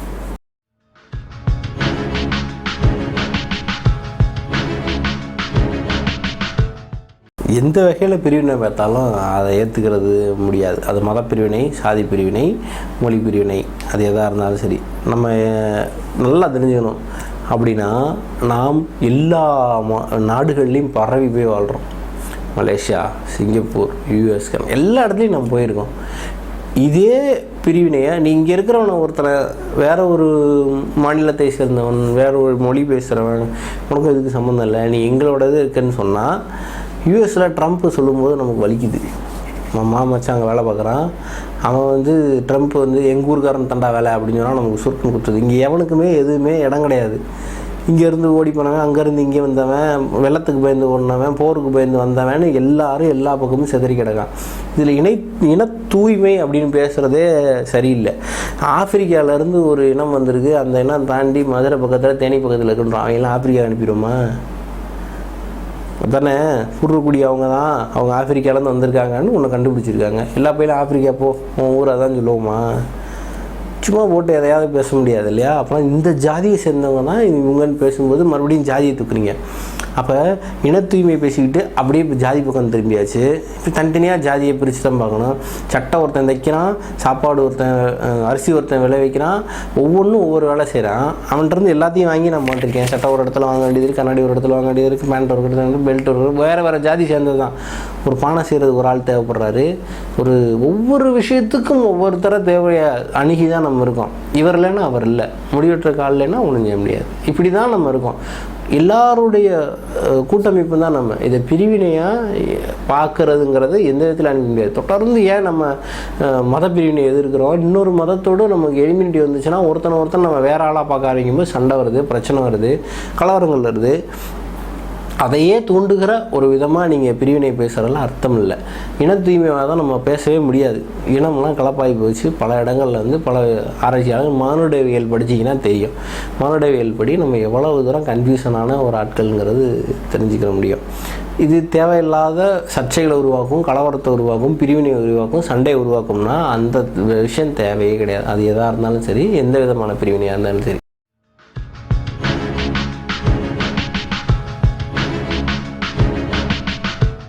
அரசியல் மாற்றத்திற்காக தொடர்ந்து பலரும் பேசிகிட்டு இருக்கோம். நம்ம யாரை மாற்றம் எடுத்துக்கிறோம் அப்படிங்கிறது நமக்கு கன்ஃபியூஷன் தொடர்ந்து இருக்குது. ஒவ்வொருத்தரும் ஒவ்வொரு விஷயம் சொல்கிறோம். இங்கே இருக்கிற பேஸ் பிரச்சனை என்னென்னா, நம்ம யாரை தேர்ந்தெடுக்கிறதுங்கிறதுல சிக்கல் இருக்கிறதுங்கிறது நமக்கு தொடர்ந்து இருக்குது. நான் முன்னமே சொன்ன மாதிரி இங்கே ஆப்ஷனே இல்லை, நல்லவங்களே இல்லைன்னு சொல்லிட்டு இருந்தோம்னா நல்ல கண்ணையாகவும் சங்கரையாகவும் என்னானாங்க, அவரை ஏன் நம்ம தொடவே இல்லைங்கிற கேள்வி வருது. ஆக நமக்கு சரியான ஆப்ஷனை தேர்ந்தெடுக்க தெரியலையா அப்படின்றது இருக்குது. தொடர்ந்து வந்து அந்த செலிப்ரேட்டட் பீப்புள் அல்லது வந்து நல்ல அட்வர்டைஸ்மெண்ட் பண்ணப்பட்ட ஆட்களை தான் நம்ம விரும்புகிறோம். உதாரணத்துக்கு நம்மளுடைய ஒரு பயங்கரமான மாடல் அப்படின்னே சொல்லலாம். அவர் வந்து அப்படி தான் பண்ணாங்க. அவர் ரொம்ப நல்லவர், அவர் நல்லா செஞ்சிருவார், அவர் அங்கே பெருசாக சாதிச்சிருக்காரு அப்படின்னு தொடர்ந்து விளம்பரங்கள்லையும் ஃபோட்டோஷாப்லையும் காட்டிக்கிட்டே இருந்தாங்க. எல்லா ஊடகமும் கவர் பண்ணிச்சு. நம்மளும் நம்பணும், ஓகே இந்தியாவை மாற்றப் போகிறாருன்னு சொல்லி ஓட்ட போட்டாங்க. இன்றைக்கி ஒவ்வொரு நாளும் ஏதாவது ஒரு பஞ்சாயத்து வந்துக்கிட்டே இருக்குது, வருத்தப்பட்டுக்கிட்டே இருக்காங்க. இப்படி ஆளுங்களை தான் நம்ம ஈஸியாக பிடிச்சிக்கிறோமே தவிர சரியான நபர்களை தேர்ந்தெடுக்கிறது இன்னும் நமக்கு தெரில. இந்த கார்ப்பரேட்டுகள் வந்து நமக்கு அதை அனுமதிக்கிறதே இல்லை. நல்லா கவனித்து பார்த்தா இவ்வளோ நாள் ஒரு ராகுல் காந்தியை வந்து பப்புன்னு கிண்டல் பண்ணிக்கிட்டு இருந்தாங்க. அவர் எங்கேயும் எமர்ஜ் ஆகாமல் ஒரு ஓரமாக இருந்தார். திடீர்னு பார்த்தா பாராளுமன்றத்தை பதறடிக்கிறாரு. எப்படி அது? இதெல்லாம் ஒரு சிங்க்லே இல்லை. அடுத்த தலைவர் உருவாக்குறதுக்கு தயாராகிட்டாங்க. இவன் போர் அடிச்சுட்டா அவனுக்கு அடுத்து இன்னொருத்தர் நாங்கள் தர்றோம்னு யார் இதை முடிவு பண்ணுறாங்கிறது தான் கேள்வியாக இருக்குது. இவ்வளவு நாள் ஒருத்தரை ஜோக்கராகவே ஆக்கி வச்சிருந்து எங்கே பேசினாலும் அவர் தெளிவாக பேசி யாரும் பார்க்கலாங்கிற சூழ்நிலை. திடீர்னு ஒரு விஸ்வரூபமாக அவர் ஆகுறாருன்னா இவன் வேலைக்கு ஆக மாட்டான், இவன் தான் உன்னுடைய அடுத்த தலைவராக நாங்கள் வச்சுருக்கிறோம்னு யார் சொல்கிறா? இவங்க காங்கிரஸ் பீரியடில் இருக்கும்போது ஊழலே இல்லையா? நம்ம ஊரில் பிரச்சனையே இல்லையா? மீனவர் அடிவாங்கலையா? ஸ்ரீலங்காவில் ஈழத்தமிழர்களுக்காக நமக்கு எவ்வளோ பெரிய ஒரு வருத்தம் காங்கிரஸ் மேலே இருந்தது, தூக்கி எறிஞ்சோம். ஹீரோக்கள் வந்து காட்டப்படுறாங்க. நீ இவனுக்கு இந்த ஓட்டம் ஓட்டுப்படு, இந்த ஓட்டம் நீ இவருக்கு ஓட்டுப்படு அப்படின்னு நமக்கு சொல்கிறாங்க. நம்மளும் இவன் மேலே இருக்கிற வெறுப்பில் அவன் மேலே இருக்கிற வெறுப்பில் இவன் மேலே இன்னும் மாறிக்கிட்டு இருக்கோம். எண்ட் ஆஃப் த டே பார்த்தீங்கன்னா இவன் வேண்டாம், இவன் இருக்கானா, இவன் இருந்தானா ஒரு வழியாயிரும் அப்படிங்கிற உணர்வை நமக்கு காங்கிரஸ் அரசாங்கம் இருக்கும்போது தந்தாங்க. பிஜேபி வந்தது. இப்போ பிஜேபி அரசாங்கம் வரும்போது அது கிட்டத்தட்ட அந்த உணர்வை நெருங்கி பெரிய அளவில் நம்ம போய்கிட்டு இருக்கோம். அதுக்கடுத்து திரும்ப ஜீரோவாக இருந்தவரை திடீர்னு ஹீரோன்னு சொல்கிறாங்க. இது எப்படி அணுகிறதுங்கிறதுல நம்மளுடைய தனிமனு தான். இப்படி தான் அரசியல் நமக்கு காட்டப்படுது. ஒரு மேஜிக் ஷோ மாதிரி பிடிச்சிக்கோன்னா நம்ம அப்படி மாற்றி திரும்ப ஒரே அளவில் போயிட்டுருக்கோம். ஜெயலலிதா அப்படிங்கிறவங்க இறந்ததுக்கப்புறம் தான் அந்த குரூப்பில் இவ்வளோ கிளான்ஸ் ஆஃப் ஜோக்கர்ஸா அப்படின்றது நமக்கு தெரியுது. ஒவ்வொருத்தரும் ஒவ்வொரு மாதிரி காமெடி பண்ணிக்கிட்டு ரோடு போட்டுருவோம், மக்கள் பிடிக்கலன்னா பூட்டிடுவோம், 10,000 கோடி என்ன தக்காளி தொக்கா எப்படி பேசுகிறதுக்கெல்லாம் இங்கே ஆள் இருக்குங்கிறது நமக்கு இப்போ தான் தெரியுது. நம்ம யாரை தேர்ந்தெடுக்கிறோம்னா யாரையாவது காட்டுவாங்க, அவங்கள நம்ம தேர்ந்தெடுத்துட்டு போயிடுறோம் அப்படின்ட்டுருக்கு. நமக்கான மாற்றம் அப்படிங்கிறது பெரிய அளவுக்கு வாய்ப்பே இல்லை. ஏன்னா ஒரு கட்சி கூட்டம் போடுறதுக்கு, ஒரு பொதுக்கூட்டம் போடுறதுக்கு சில லட்சங்கள் செலவாகும். அந்த லட்சம் எங்கேருந்து வரும்? 4 பல்பு மாட்டுறதுக்கே அவ்வளோ செலவாகுது. ஒரு ஊர்லேருந்து ஒரு ஊருக்கு போகணுன்னா 2000 ரூபா டிக்கெட் ஆகுது. யார் செலவழிப்பா? 1000 பேர் போனால் 1000 பேருக்கு 2000 ரூபாங்கிறது எவ்வளோ செலவு? இப்படி ஒவ்வொரு கூட்டங்களுக்கும் போஸ்டருக்கும் தினமும் கட்சி செலவுகளுக்கும் ஒரு அமௌண்ட்டு தேவைப்படுது. அந்த அமௌண்ட்டை போய் நேராக ஒரு முதலாளிகிட்ட வாங்குறாங்க. எல்லா கட்சிகளுக்கும் ஒரு முதலாளி தேவைப்படுறாரு. எந்த கட்சிகளுக்கும் பாகுபாடு இல்லை. பக்கத்தில் இருக்கிற ஒரு முதலாளிகிட்ட போவார், ஒரு பக்கத்தில் இருக்கிற ஒரு காலேஜ் ஓனர்கிட்ட போவார். அந்த காலேஜில் ஏதாவது ஒரு இன்சிடென்ட் நடக்கும்போது அந்த இதுக்கான குரலை இந்த அரசியல்வாதியால் கொடுக்க முடியாது. அண்ணன் கவர் மாதம் வருது இல்லைன்னு அவர் கேட்பார். அப்போ அந்த ஓனர்கிட்ட எதுவும் பேச முடியாது. அங்கே ஒரு மாணவனுக்கு வந்து ஒரு ஆக்சிடென்ட்லேயோ அல்லது ஒரு கொடுமைப்படுத்தி ஒரு தற்கொலை ஆகிட்டானாலோ அவனுடைய குரலை இந்த கட்சிகள் பிரதிபலிக்க முடியாது. காசு வாங்கிட்டாங்க. ஒரு இண்டஸ்ட்ரியை போய் பணம் வாங்கியிருப்பாங்க. அந்த இண்டஸ்ட்ரியோட பொலிஷனை கேள்வி கேட்க முடியாது. மக்களுக்காக என்றைக்குமே நிற்க முடியாமல் தொடர்ந்து கார்பரேட்டுக்காக தான் இவங்க வேலை செய்கிறாங்க. அது சின்ன லெவல் முதலாளியாக இருந்தால் சின்ன லெவலில் வேலை செய்வார், பெரிய லெவல் முதலாளியாக இருந்தால் அந்த முதலாளிக்கு பெரிய லெவலில் வேலை செய்வாங்க. இதுதான் இந்த அரசியல் கட்சிகள் எல்லாமே கார்பரேட்டுகளை சார்ந்தே வாழுது. உதாரணத்துக்கு பார்த்தீங்கன்னா லீகலாக காசு வாங்கினா பிஜேபி காங்கிரஸ் யார்கிட்ட? ஸ்டெர்லைட்ட இருந்தும் அதோடைய கிளை நிறுவனங்கள்கிட்ட லீகலாக காசு வாங்கியிருக்காங்க. அவங்க ரெஜிஸ்டர் பண்ணியிருக்காங்க எலெக்ஷன் கமிஷனில் இந்தந்த மாதம் இவ்வளோ வாங்கியிருக்கேன் அப்படின்னு ரெஜிஸ்டர் பண்ணியிருக்காங்க. அதை எடுத்து பார்த்தோம்னாவே தெரியும். கார்ப்பரேட்டை பேஸ் பண்ணி தான் கவர்மெண்ட் இருக்கே தவிர கவர்மெண்ட்டை பேஸ் பண்ணி கார்ப்பரேட்டுகள் இல்லை. கார்ப்பரேட் சொல்வதை கேட்கிற இடத்துல தான் இந்த அதிகார மையங்கள் இயங்குறது பெரிய வீக்னஸ். தொடர்ந்து தன்னுடைய செலவுகளுக்காக கார்ப்பரேட்டுகளிட கை நீட்டுகிற இந்த எல்லா அரசியல்வாதிகளும், கிட்டத்தட்ட எல்லா அரசியல்வாதிகளும் அதை திருத்திக்கணும். சில கட்சிகள் வாங்க மாட்டாங்க, மக்கள்கிட்ட இருந்து வாங்குகிற கட்சிகளும் இருக்குது. ஸோ அந்த குணத்தை மாற்றாத வரைக்கும் ஒன்றும் செய்ய முடியாது. நீங்கள் எளிய மக்களுக்கான அதிகாரம் தருகிற அல்லது எளியவர்களை அடையாளப்படுத்துகிற வேலையை நம்ம செஞ்சோம்னா மேபி மாறலாம். அதே மாதிரி நம்மளுக்கு மாற்றத்தை நோக்கி வர்றவங்களாம் எடுத்தோன்னே சிஎம் சீட்டை ஆசைப்படுற ஆட்களாகவே நமக்கு வர்றாங்க. யாராக இருந்தாலும் சரி. இது வந்து ஏதோ வர்ற நடிகர்களையோ இல்லை பெரிய ஆட்களையோ சொல்கிறது இல்லை. சாதாரண ஒரு இளைஞர் கட்சி ஆரம்பிக்கிறார், ஒரு ஸ்டூடெண்ட் கட்சி ஆரம்பிக்கிறாரு, ஒரு படித்தவர் கட்சி ஆரம்பிக்கிறேன்னா எடுத்தவரே நான் அடுத்த தலைச்சு நிற்கிறேன் சிஎம் ஆகிறாங்கிற ரேஞ்சுக்கானாங்க. சாதாரண ஒரு சின்ன பிரசிடென்ட் எலெக்ஷன், கவுன்சிலர் எலெக்ஷன், அதெல்லாம் அவங்க கண்ணுக்கே தெரியறதில்ல. அந்தளவில் மாற்றம் ஏற்படுத்த முடியும். அந்த ஊருக்கு ஒரு சின்ன ஒரு வில்லேஜாக ஒரு மாடல் கிராமம் ஆகிட்டு செத்து போனால் போதும். நீங்கள் ஒன்றும் பெரிய உலகமாக மாற்றத்தெல்லாம் கொண்டு வரணும். அந்த ஊரில் இருக்கிற பிள்ளை படிக்கிறதுக்கு தெரியாது, கைடன்ஸ் இருக்காது, என்ன படிக்கணும்னு தெரியாது, எங்கே போய் படிக்கணும்னு தெரியாது. அந்த உதவிகள்லாம் செஞ்சாலே மோர் தென் எனஃப்னு நினைக்கிறேன். இவ்வளோ நேரம் பொறுமையாக நான் பேசினதையும் கேட்டதுக்கு நன்றி.